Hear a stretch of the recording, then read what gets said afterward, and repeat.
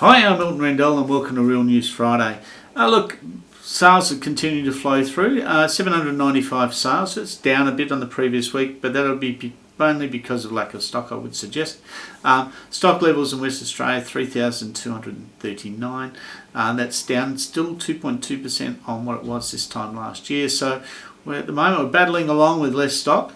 And in terms of rentals, the number of rentals available, 2,293, which is lower again than it was 12 months ago by 5.5%. So this marketplace is throwing plenty curveballs at us still.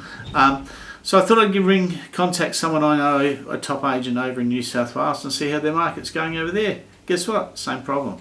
But they have had a variation in that there was a bit of stock was injected in the market, and now again their stock levels have dropped off, and that's probably because it's going into spring and seasonal. But the same situation's occurring.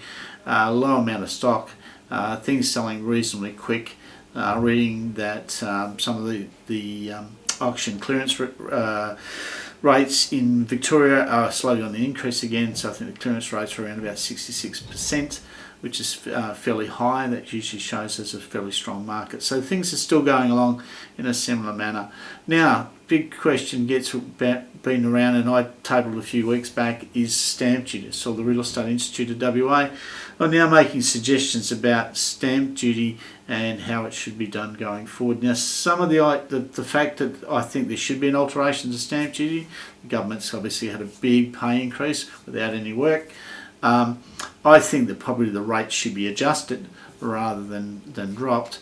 What Real Estate Institute of West Australia are tabling, which is something I'm not quite that excited about, is it actually turning around a permanent land tax on your property. So you pay an ongoing land tax in preference to stamp duty. I'm not convinced that's the right way to go.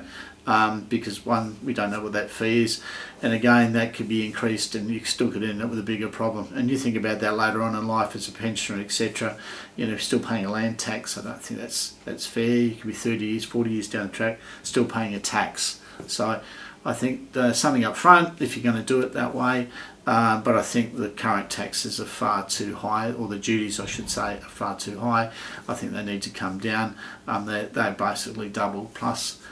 So in fairness, I think they could go back to what was probably similar to what they were getting before, or maybe it's just a fixed amount per, maybe in certain range, let's say from 400,000 to 500,000 it's one figure, 500,000, 600 is another, etc. But I think the whole thing needs an overhaul, and I really think that's something that the government should be considering. Anyway, all the best. Catch up with you again next week.